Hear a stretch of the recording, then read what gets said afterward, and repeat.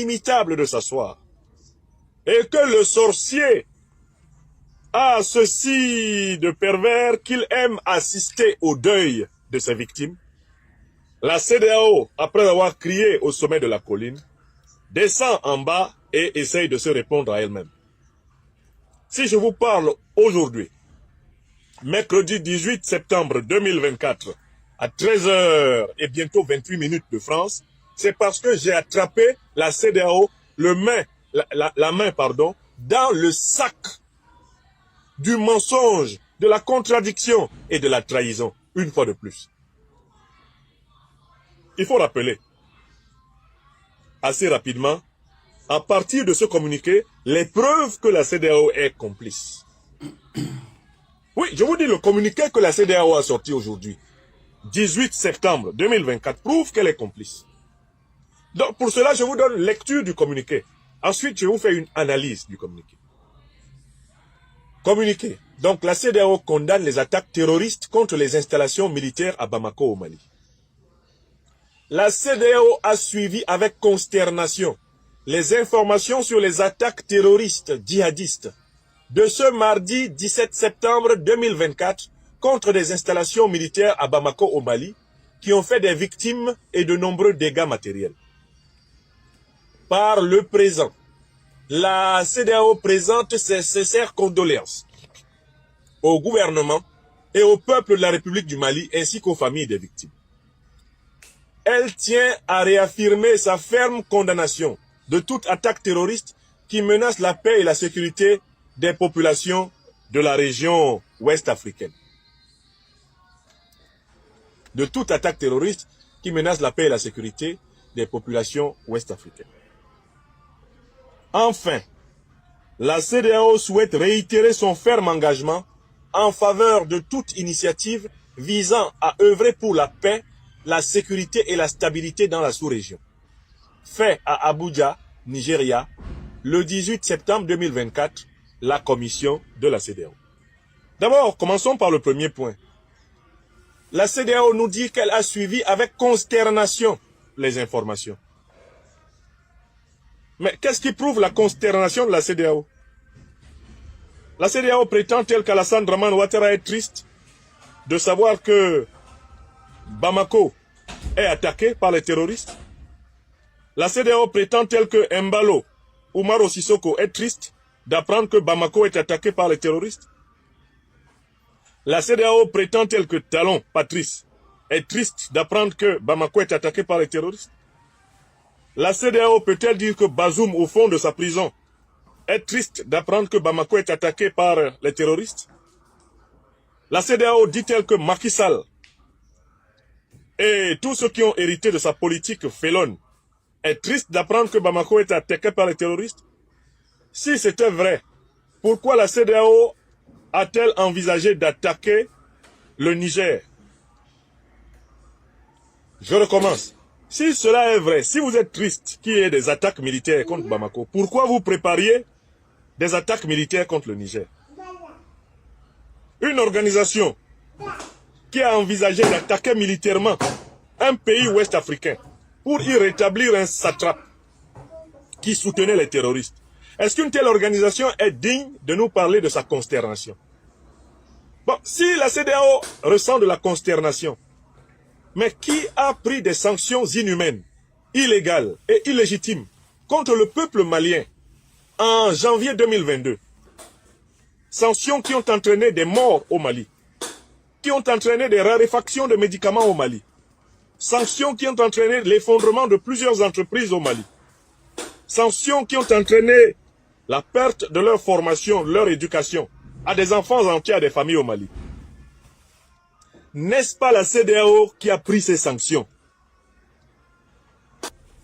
Par ailleurs, comment peut-on imaginer que la CEDEAO soit triste que le Mali soit attaqué par les terroristes, alors que les principaux chefs d'État de la CEDEAO ont plusieurs fois été pris la main dans le sac des déclarations de guerre contre les pays de l'Alliance des États du Sahel? Qui a oublié en particulier cet élément audio dans lequel Alassane Dramane Ouattara et Boubou Cissé deux complices du néocolonialisme français et de l'impérialisme occidental s'exprimaient sur leur volonté de faire tomber le Mali en 2 semaines. Donnons-leur la parole pour ceux qui ont des problèmes de mémoire. Parce qu'il y a trop de gens qui ont des problèmes, qui ont des problèmes de mémoire. Ça va bien, c'est où là? Je suis arrivé hier sur Abidjan. Ah, d'accord, on m'a fait le message, mais je ne savais pas si tu étais à Niamey ou à Abidjan. Écoutons-les. Je suis arrivé hier. Ah, ben, je suis content. Je vais rester quelques jours ici. D'accord, en attendant qu'on se voit, je voulais que tu me briefes un peu. Oui. Je vois le président de la commission aujourd'hui avant qu'il n'aille au Burkina. C'est les gens de la CEDEAO qui parlent. Voilà, comment les choses se passent au Mali. Bon, malgré tout ce qu'ils veulent faire croire, la situation reste très difficile pour eux. Vraiment, ça va être extrêmement difficile de tenir encore 3 à 4 semaines. Je m'arrête d'abord là. Boubou Cissé et Alassane Ouattara s'entendent pour dire que on est en 2022, que le Mali ne peut pas tenir plus de 3 à 4 semaines.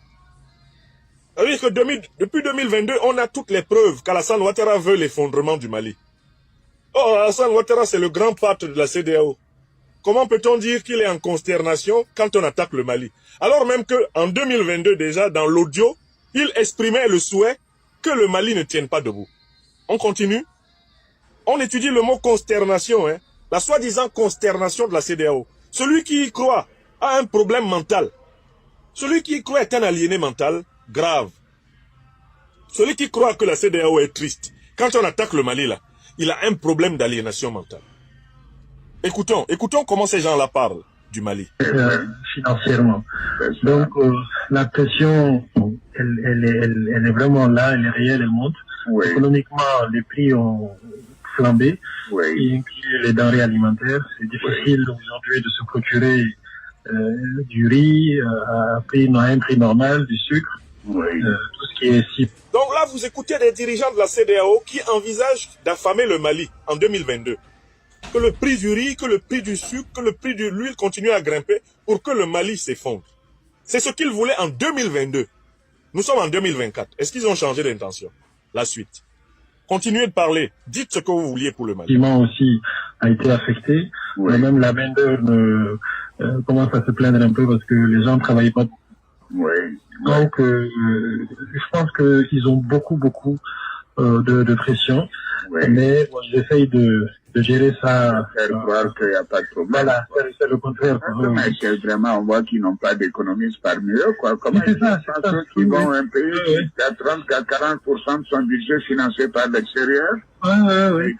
Donc, Alassane Ouattara continue à expliquer que pour lui, le Mali va s'effondrer. On est en 2022, il parle avec Boubou Cissé, le renégat du Mali.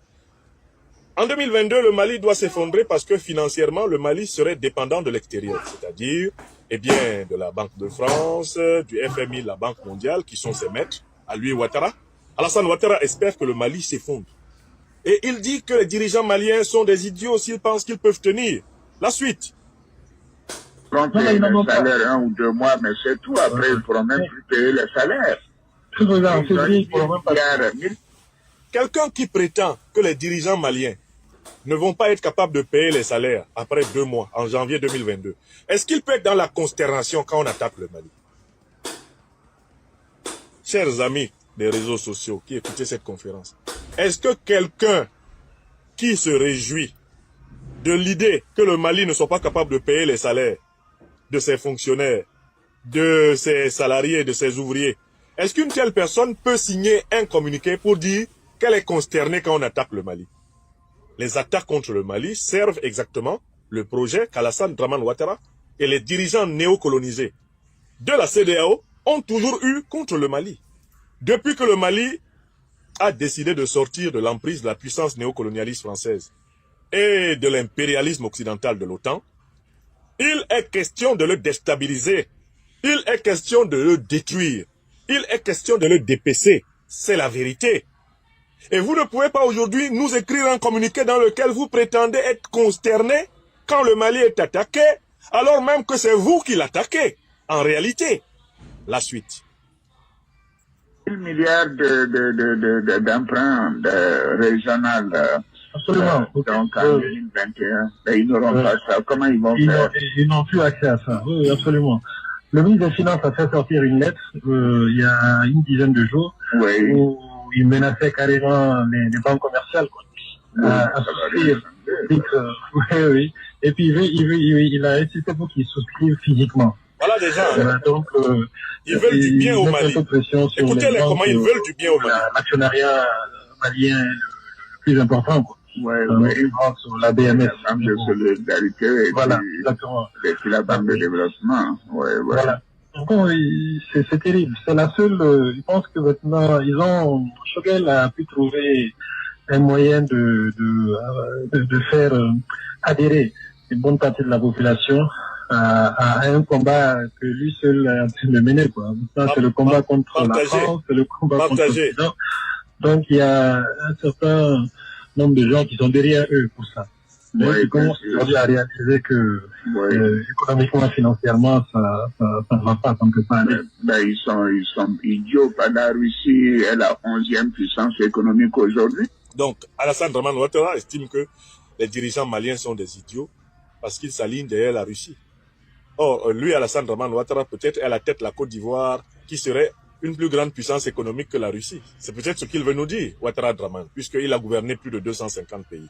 Mais vous notez au passage que faire tomber le Mali, provoquer l'effondrement du Mali, c'est l'objectif de la CEDEAO qui est avoué dans cet audio. Continuez, messieurs. Racontez-nous votre projet pour le Mali. Oui.